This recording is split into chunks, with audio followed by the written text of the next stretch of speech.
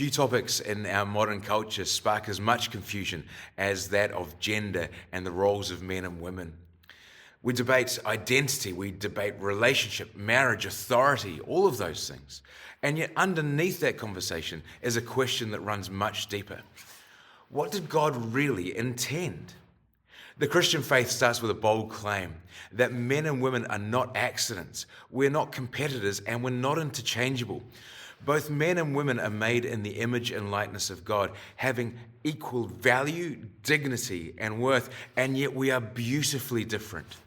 In this message, we're going to explore why those differences matter and why God's design for us might just be more beautiful than we could have imagined. Let's explore the Word of God together. And so we come to this discussion about men and women, male and female, their differing roles, and how we are to fit together in life as family and in life as the church. Buckle up, this is going to be fun.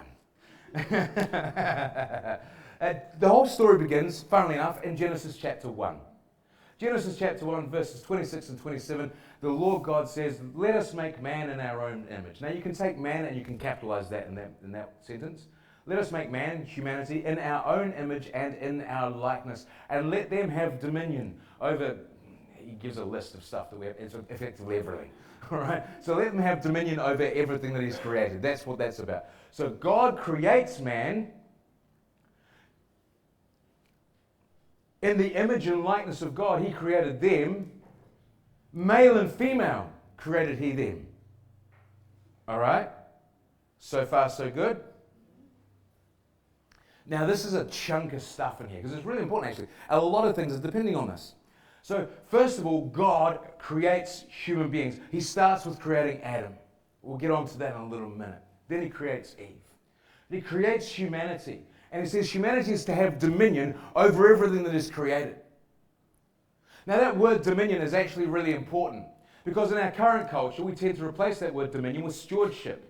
But it doesn't say stewardship. Human beings were not given stewardship over creation. Human beings were given to rule over it. They were given dominion. That's the word. The word in Hebrew is radah. It means to rule and have authority over. Now, that's really important, because firstly, the idea of stewardship is not dominion. They are very different ideas. To have stewardship means to be a manager. You manage something. You don't rule over it. You don't reign over it. You're a manager. So, for example, if in monarchy, in the idea of monarchy, if a king dies or a queen dies, the ruling monarch dies, and their offspring, the next in line to the throne, is too young to take the throne, a steward will be placed on the throne to manage the kingdom until such time as the rightful ruler is able to take the throne. Is that clear? Does that make sense? So you see the difference between the rightful ruler and the steward? The steward is a managerial role to manage creation until such time as the rightful ruler takes the place. But that's not what it says. It says dominion. It says radah. Dominion means to have complete rule and authority. God at creation did not give human beings stewardship or a managerial role over the creation. He gave human beings dominion, complete rule and authority over his creation. Now, why is that important? Because who is the one that receives all of the promises that God has made?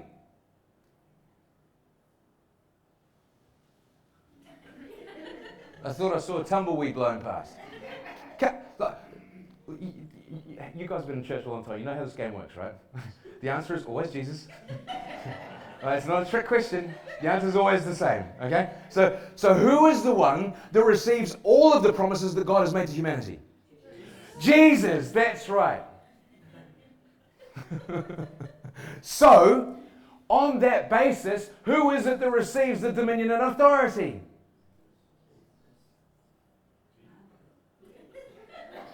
Jesus. Right? So Jesus receives all rule, dominion, and authority because that's what was promised to human beings at creation.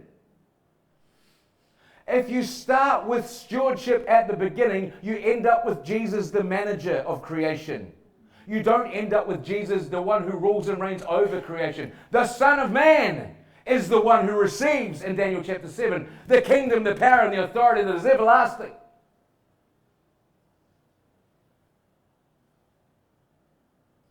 All right? It's a Christological issue. If we start off the wrong footing in Genesis, we got the wrong view of Jesus towards the end. Jesus is no manager. Jesus isn't some bureaucrat sitting behind a desk, filing papers, punching numbers. All right? He is the rightful ruler, the one who reigns over the entire created order. He has all power and authority, excepting none. Read Daniel 7, verse 14.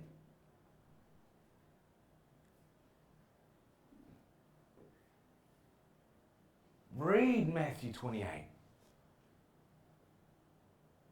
All power, all authority in heaven and on earth has been granted to me, says Jesus. There's no wiggle room in that. The word is all. And the reason he can say that is because he is the Son of Man. He is the inheritor of all the promises made to humanity. And so he rules and he reigns. Now that is not to be mistaken for dominion theology as taught by the NAR Pentecostals. Nar, like pirates. Nar. I saw a great t-shirt a long time ago that said, to err is human, to R is pirate. Right? It's not the same as dominion theology, because the dominion theology of the Pentecostals says that we have dominion. We don't have dominion. Jesus has dominion. He is the one who inherits the dominion. We are not. He is the one who has all power and authority. We are not. And so we look to him as the power. We look to him as the authority. That's why we are ambassadors of the king. We are not the king. The ambassador goes on behalf of the king.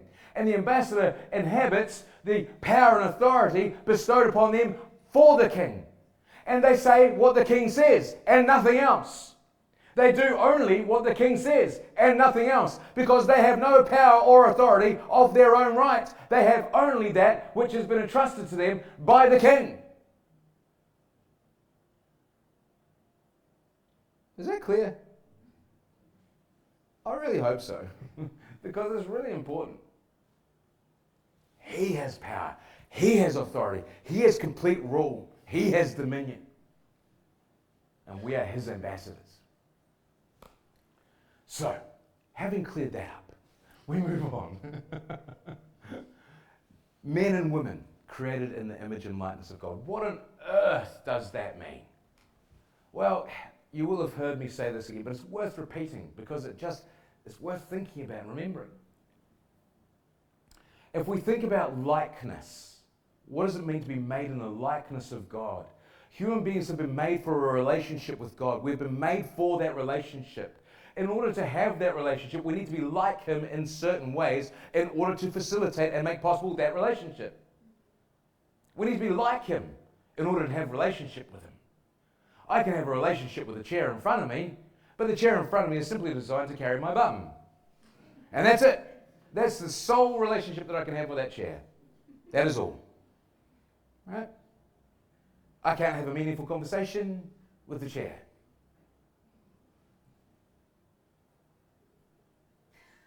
I'm so tempted. I'm so tempted to say things that I really shouldn't. So I won't.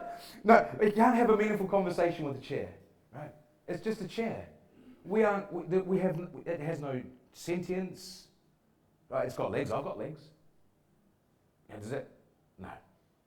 It's got a seat. I've got a seat.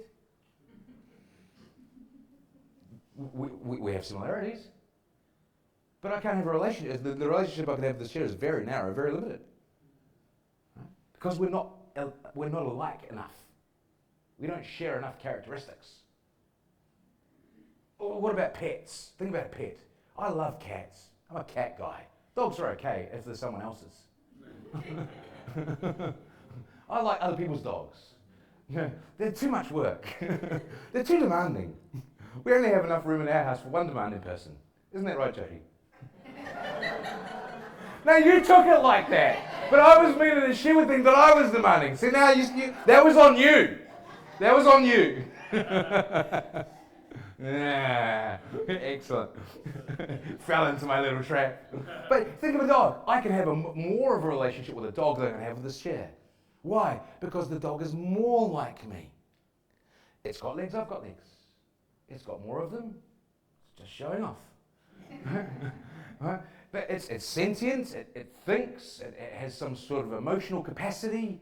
It's a soulish creature. It's got some sort of thing going on that makes it distinct from the chair, but it's not enough like me that I can have a real relationship with it. It's still a dog. Right? You can have more, you can have some relationship, you can love it, and you can pat it, and it can be faithful and loyal to you, but it's limited. So no, you don't have fur babies. It's a dog. I'm just getting out of tomorrow's eye line. All right, it's a dog. You can really have a relationship with another person. Right? It's a completely different kind of relationship that you can have with a dog, or at least it should be. You can have a completely different sort of relationship with another person, right? Why? Because we're alike. We share certain attributes. And this is the truth of being made in the likeness of God. We are like Him in certain ways. We share certain attributes with Him to enable and to facilitate our relationship to Him. So, what are those attributes? God is a communicative God. And we are communicative people, some more than others. Right? But we are communicative people. We use language. God uses language. We are creative. God is creative. We are relational. God is relational. We are blessed with rational capacity because God is a reasoning God. We are personal because God exists as person, as three persons actually. And so we share certain attributes with God in order to facilitate our relationship to God. With me? Excellent. Image of God. What does it mean to be made in the image of God? Well, when God looks into humans, into the face of humanity, so to speak, He expects to see His image reflected back. He expects to see His character and nature reflected in us. Right? So when I get up in the morning, I look in the mirror and I see my image in the mirror. When God looks into the face of humanity, He expects to see His character and nature reflected back to Him. So human beings made in the image and likeness of God are made like God in certain ways to facilitate our relationship to God, and we are made to reflect God's character and nature to God, to each other, and to all of creation. So far, so good? Oh, we're just getting warmed up. Excellent. Right. Now, if human beings are all made in the image and likeness of God, that implies that we have certain value, right? All understanding in Western culture of the individual rights of each person comes from this passage of the Scriptures. So Western society's ideas of individual human rights is born out of the Bible. You don't get it anywhere else.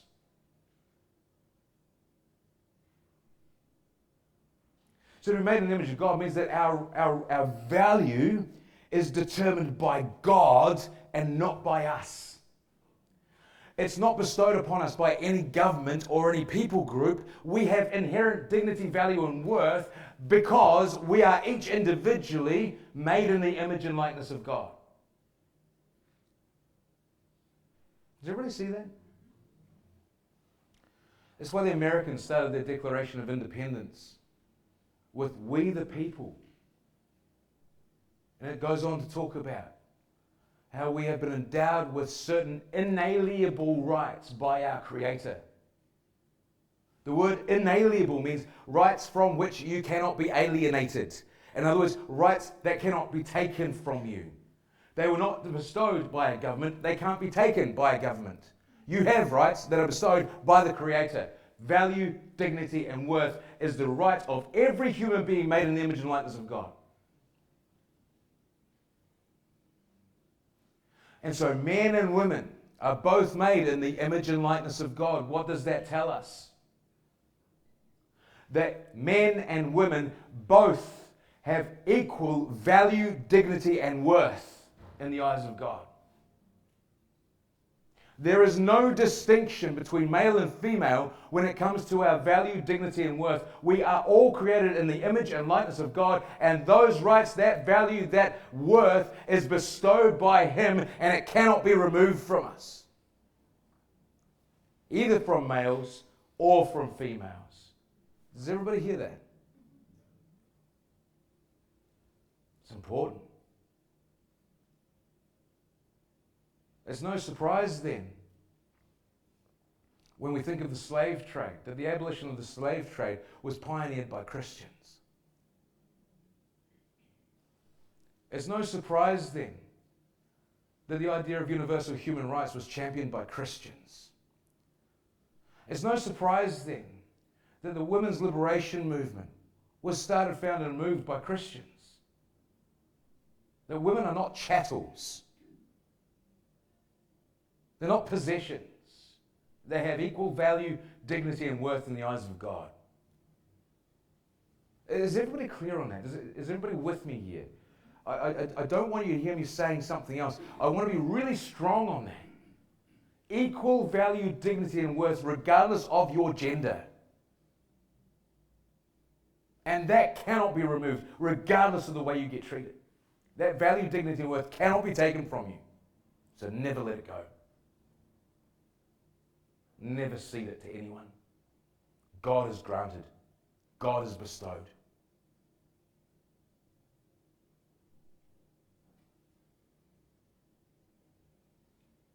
Now, if you're anything like me, see, I'm nearly 50, so I've been around a little while. Jodie and I have been married 20 years, right? And I've come to realize in my time on this earth that men and women are quite different. Thank you. Thank you, Deb. I get a gold star from Deb on that one. Right, men and women are quite different.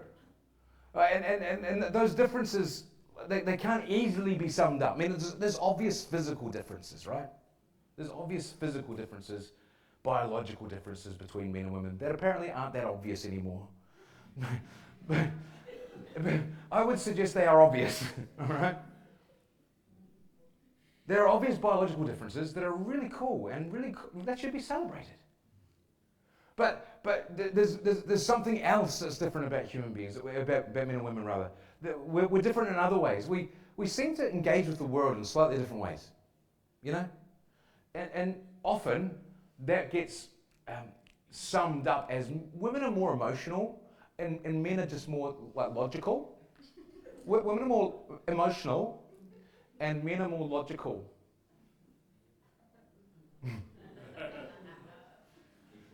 Yeah, that's why I said it in a funny voice, so to distinguish it from my actual views. Right, so that's often, but that's really, that doesn't do it justice. That's like a caricature. There's something in that that's true, but it doesn't go the whole way. And by reflecting on this, being married over 20 years, I've come to sort of think of it this way, and this is by no means the finished product of my thought, right? I've got some years ahead of me here. I've got some learning to do. But if I was to sum it up, I would say that women put value on a different set of data than what men do. Right? Women value a different set of information than what men do. And I see that by, when Jodie and I are in conversation, we'll be at a dinner party or something like that, because that happens so often. out with the hoi polloi, in our tuxedos, smoking jackets, the full, and we'll be out with, the hoi polloi of Christchurch or wherever, and we'll be in a conversation, and afterwards Jodie will say, "Oh, darling, did you notice?" And I'll go, "Why are you speaking like that?" But we'll be in conversation with someone in a social setting, and Jodie will say, "Oh, did you pick that up?" And I go, "What are you talking about?" So there was some tension in that. So I don't know what you mean. But did you not see that? No. The words that they said We're totally different to that.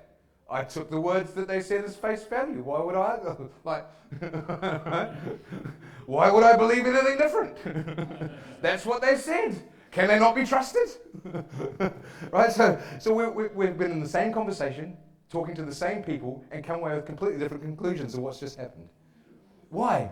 Because Jody would prioritize a different set of information in that conversation than I will.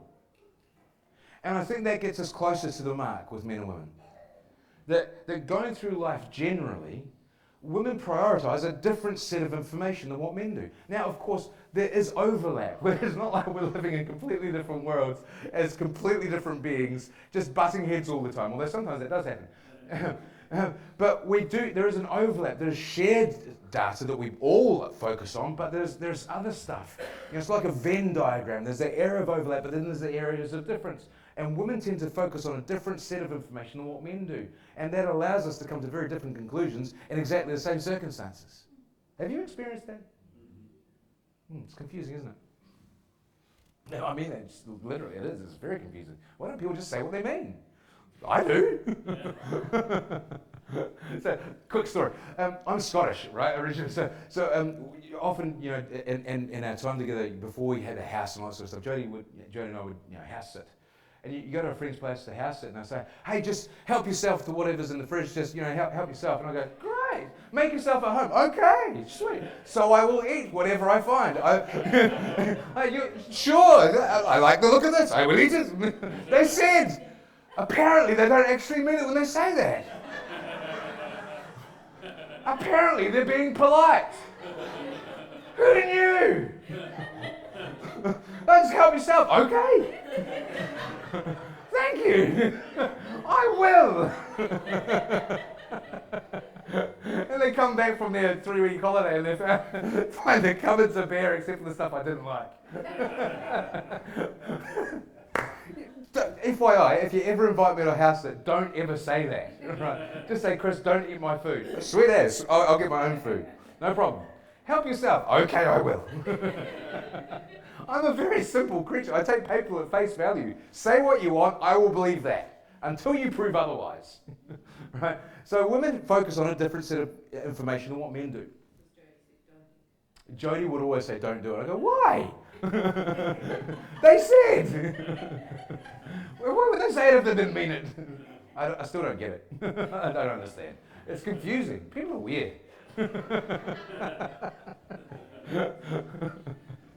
Anyway, moving on. So, men and women prioritize different sets of information, and yet the word says that we are both made in the image and likeness of God. How does that work? Well, here's what I've come to conclude on this. That women are made in a way to reflect the character and nature of God in a way that a man doesn't. Right? So there are things that are unique about women that means that they reflect the character and nature of God in a way that is unique to them and in the way that a man does not. Right? Now, before all you ladies get all excited by that, let's flip that on the other side. Because what that also implies then is that men are made in the image and likeness of God to reflect the character and nature of God in the way that a woman doesn't. You see, in a way that's unique to a man. Right? So what that means then is when you bring men and women together in marriage, you get a higher definition image of who God is. That's why God puts such a high value on marriage. That's why He puts such a high value on marriage. Because a marriage between a man and a woman is intended to reflect the very character and nature of God in a very powerful and unique way. And it also highlights the current cultural moment we find ourselves in and why we stand so opposed to it. Because when you put two men together in a marriage, you get a false image of God. You get a distortion. You get an idol. When you put two women together in marriage, you get a false image of God. You get a distortion. You get an idol. So marriage is between one man and one woman Because when they come together, they bring their unique attributes into one flesh, and they reflect the character and nature of God in a higher definition way than they would have prior. Does everybody see that? Can you get on board with that? I think that's beautiful. I think that's just gorgeous. I think that means not only do we celebrate, fellas, women, because they are made in the image and likeness of God, and we have to. Right? But we can actually celebrate their differences and their unique attributes rather than being frustrated by them. And ladies, rather than trying to fix your husband, both, oh gosh.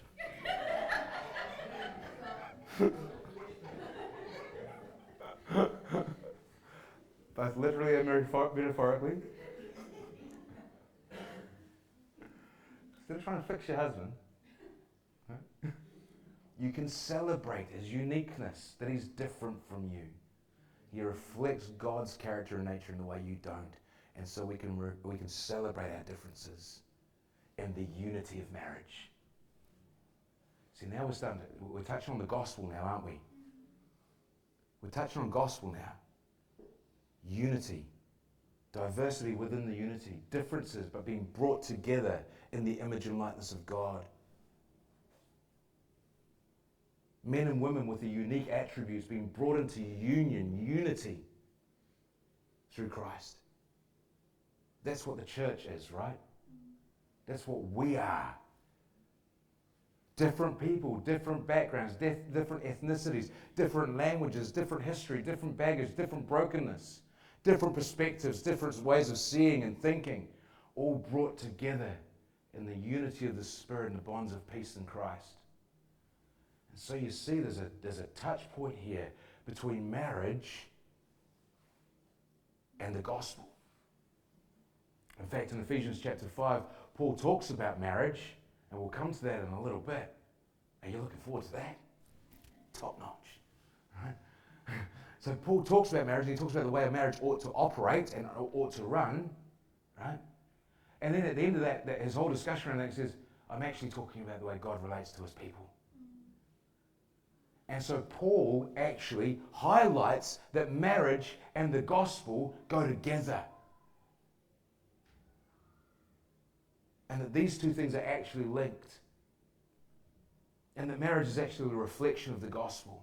If men and women are equal in value, dignity, and worth, and yet different by design, what does that actually mean for marriage, leadership, and our life together as the church? We're going to tackle that one next week. See you then.